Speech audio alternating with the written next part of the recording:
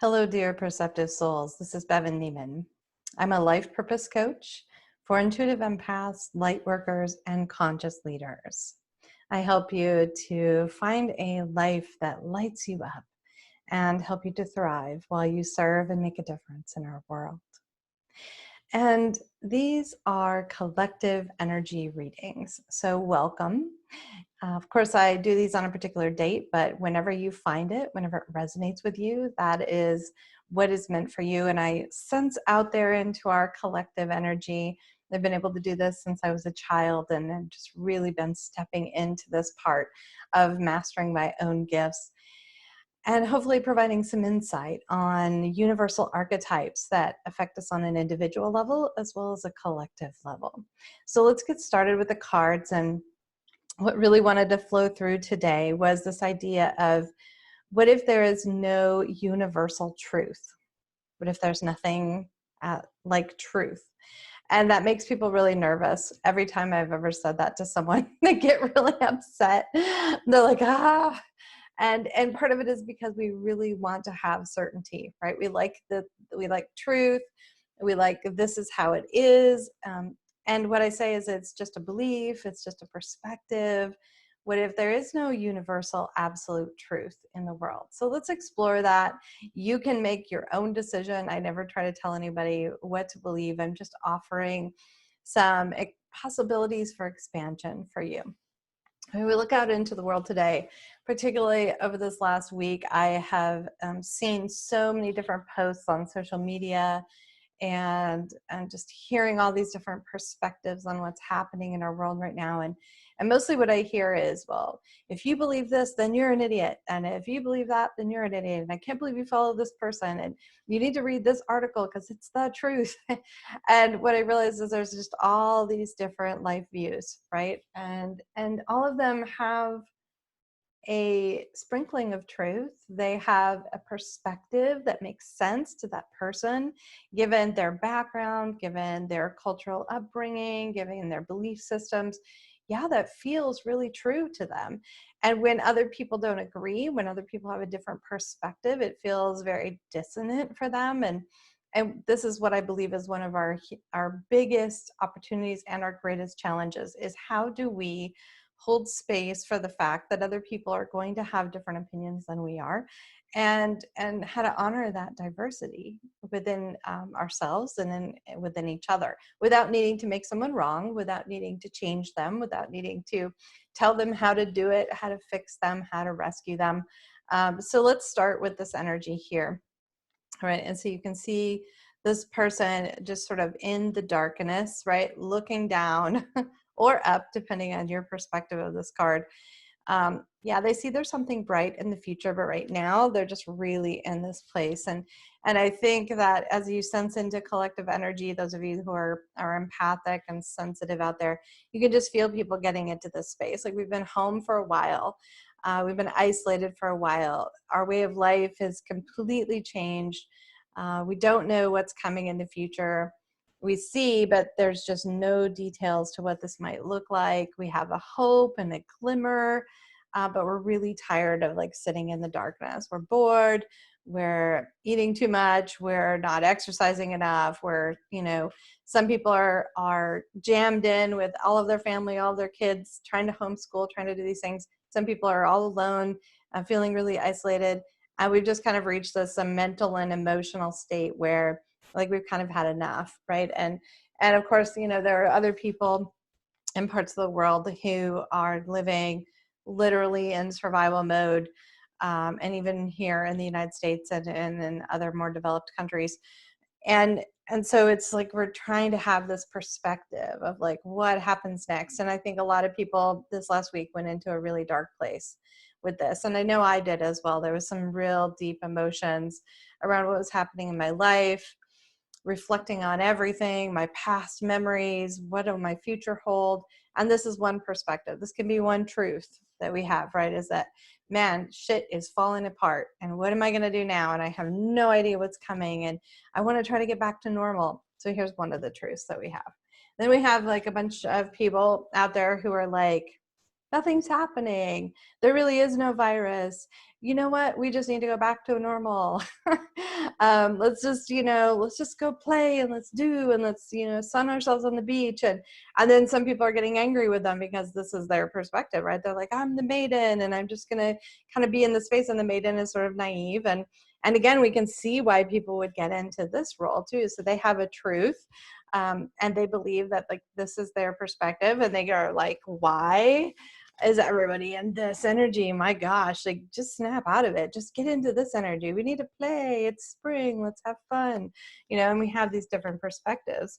And then here's another one, right? Which is the Nine of Earth, which is all about altruism and giving and serving and making masks, and we need to be donating, and you need to be like dealing with helping others and giving selflessly of yourself. And this is another truth. And all of these perspectives, everyone is responding to this global situation in a very different way. And it's not that any of them are wrong in their approach or their way of being. It's just that they're different than each other. And then when you get out on social media and people start to interact with each other, and one person's in this dark place and somebody else is like, la, la, la, and they're kind of spiritual bypassing. And then another person's like, I'm giving, I'm martyring myself. We're in this space of tension and conflict and arguing and just a lot of like finger pointing going on. And it feels really uncomfortable, so much so that at some points I have to just click off. It's like, okay, I can't be present to that anymore.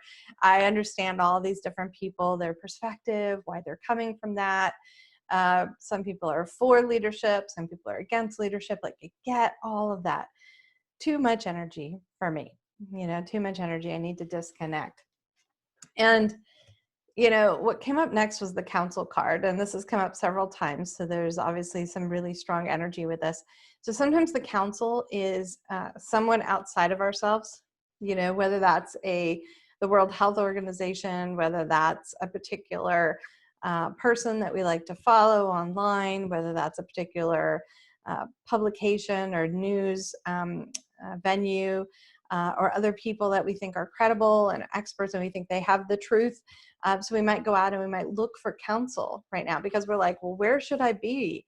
Where should I be? Should I be in the dark place, like the world is ending? Should I be in the nothing's happening here, everything's great? Or should I be in this, like, I need to be in service? Where the hell am I supposed to be? What truth am I supposed to embody? And so we're looking for answers, right, from the council.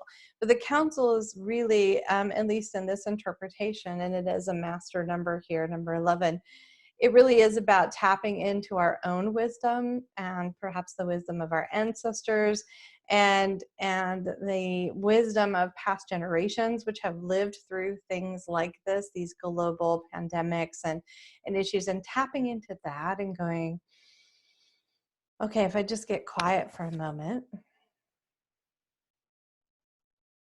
you can just feel that energy come down, right? Even as I'm talking about all these different viewpoints, it's like this one, this one, this one, this one.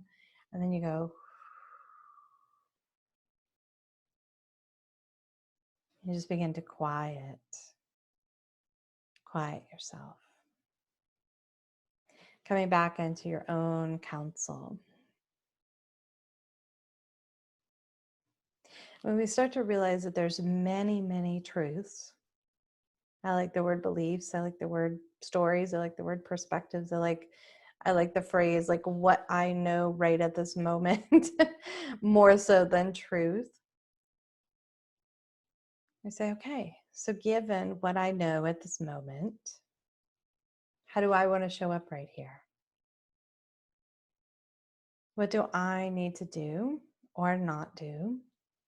How do I need to get myself back into this centered, calm state? Because when I'm in any of these places, as relevant as they may be to human experience, I may not be able to make a very good decision in that moment. So I need to come back into myself. I need to pull my energy back wherever all of those energetic atoms have been scattered out. over Facebook, over here, over there, watching videos, watching press releases. I just need to bring all that back in and come into my own counsel. Right, and then this card comes up, right? The 11 of water, which is really about the alignment of my mental state and my body, right? Allowing, okay, so I have all these thoughts, I have all these ideas, and then I sit down and I drop down into my heart and into my body, and I sense what's happening here. And I say, okay, so if I picked any of these perspectives, any of these truths, right? How does that make me feel? Does that make me feel uplifted, energized, give me the ability to take action, feel like I could show up in the world? Or does it drain me? How much time do I want to spend out there watching other people argue about who's an idiot and who's not an idiot and who's right and who's wrong? Like, do I want to spend my time there? Is there something else I could be doing that's more productive, more beneficial, more nurturing for me, for my family, for my community? It's okay to look at the hard things. As a matter of fact, we should be.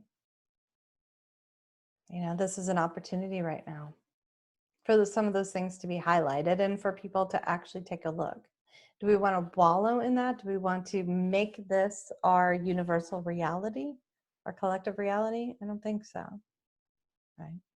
Just because we have hard things doesn't mean this is where our planet needs to be. Maybe it's a part of where we've been. And can we find joy and peace and play and fun in the midst of this crisis? Absolutely. Do we want to be so naive that we just bypass and we don't look at any of that stuff? Probably not, right? It sort of neglects other people's experiences. So one of the examples of this is I saw people saying, well, what language are you going to learn? Or are you going to write a book during this time? What are you going to do with all this time you have? And then I saw this parent who's like, I'm a single mom of 3 kids and I'm just trying to get up every day and feed them and homeschool them and still run my business and shut up because I don't have any free time, And so there's like this energy, which is not really understanding that other people are not having the same experience. So if you have time to write a book and if you have time to learn another language and you have time, that's great. Other people might find that offensive. So just understand that they're not having the same experience as you. And some people are having this experience because what they feel called to do is to be on the front lines or to be helping or serving or donating or stepping forward to meet a need. And that's great too. But not everybody's going to be in that place where they can afford to do this or where they have time to do this. Some people still have to work. Some people are homeschooling their children, they're doing things. So if this is what you're choosing to do, and this is how you're giving and how you're coping with this situation, and that's healthy for you and it's uplifting for you, that's awesome. But don't get mad at other people because they're not able to, or they don't have the resources to, or the time right now. It's kind of like that old saying, like, you do you and I'll do me. And like, we're affirming that each person has the power to make their own decisions about what's right for them at the time. And when we do that, when we release the need to be responsible for other people and to change them and to fix them and rescue them and do all these things and be right, I would rather act right. I would rather do my best. And this is like, I'm a rescuer, an ex-rescuer. Like, I'm still working on this tendency to try to fix and change people. It is our biggest lesson. We start to bring our mindset and our body and our energy field into balance, right? So the more balanced energy instead of the chaos.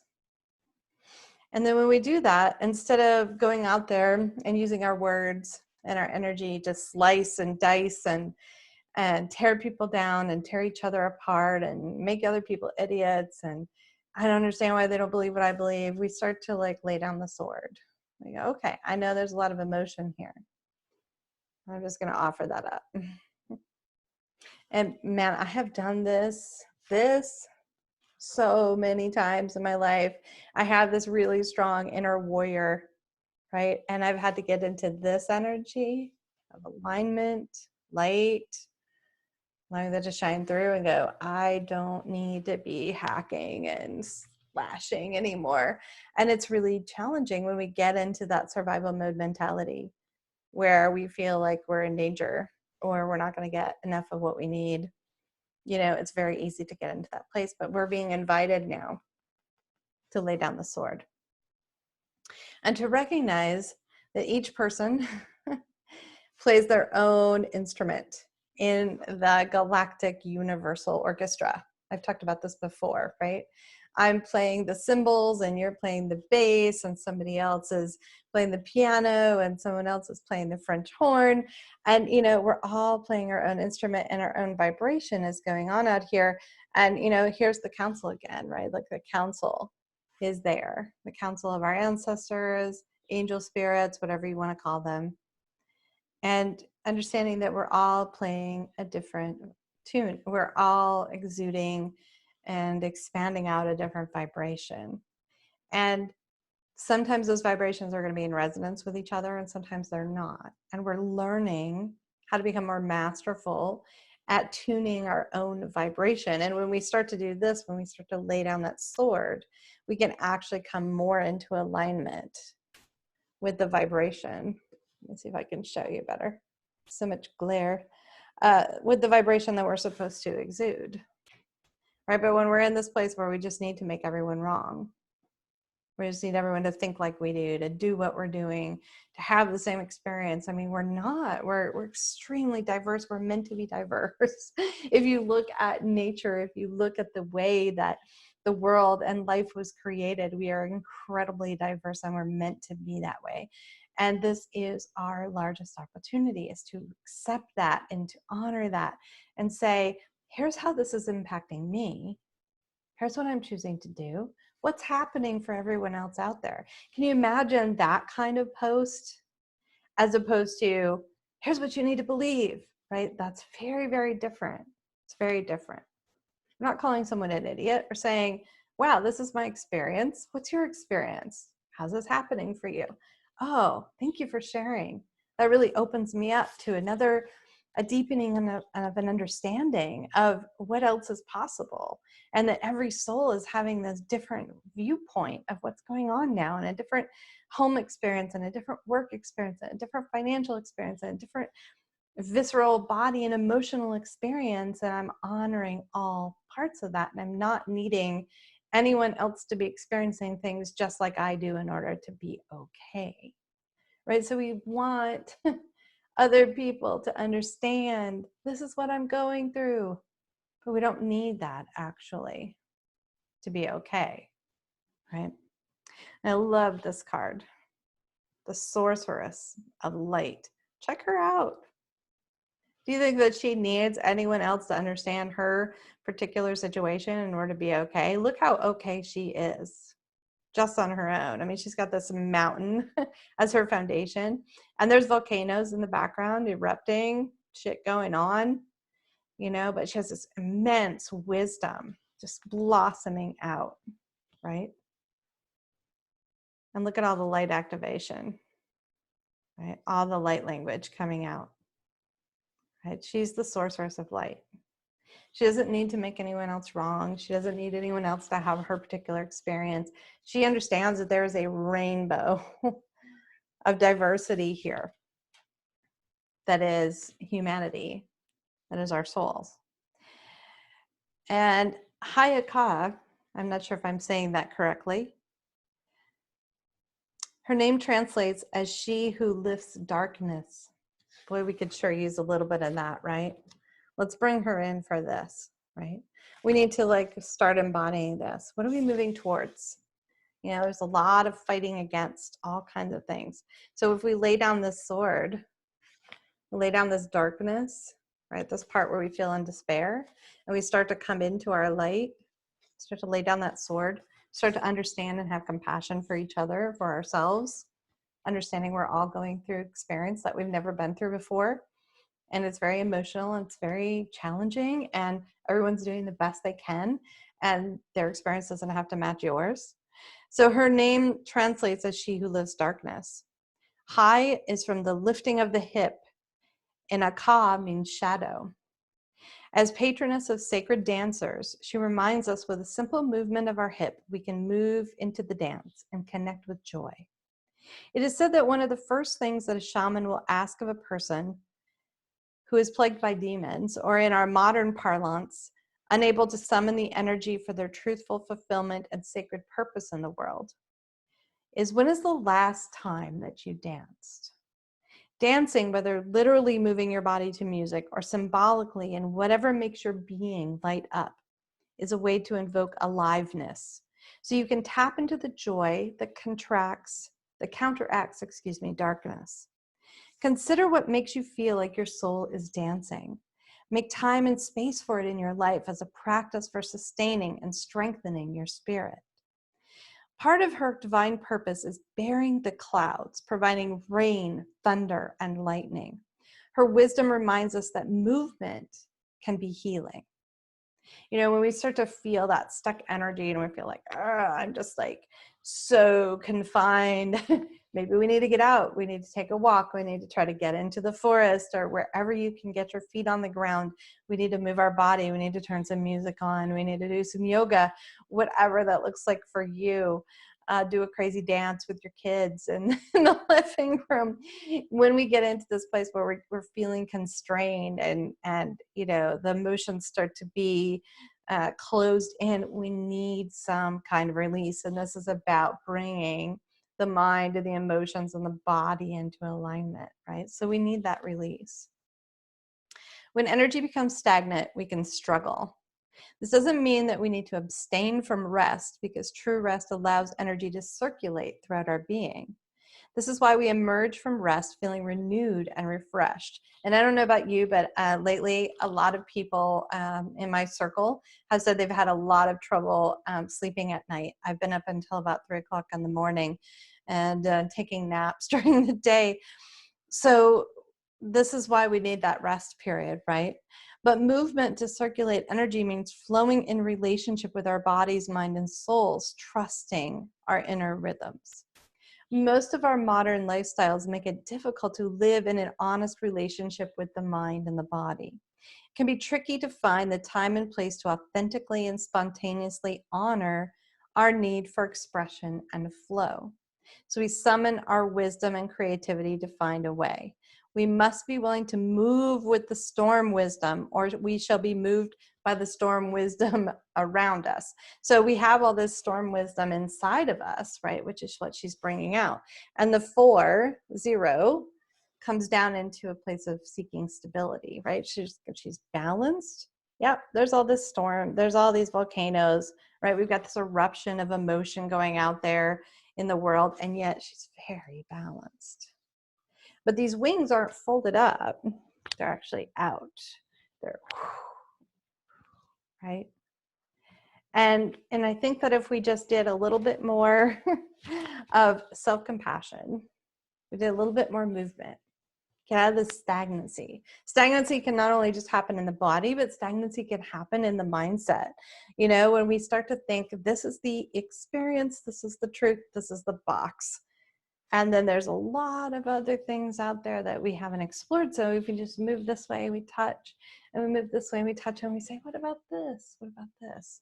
You know, it starts to bring us into a more open expression, a more release of that. So my friends, the next time that you think that something that you believe is the truth, I just invite you to explore, what if there is no universal truth? What if you have your truth and I have mine, and 7.5 or however many billion people are on our planet right now all have their own truth? And we're all just trying to live here in relative peace and harmony, get our needs met, and remember who we are.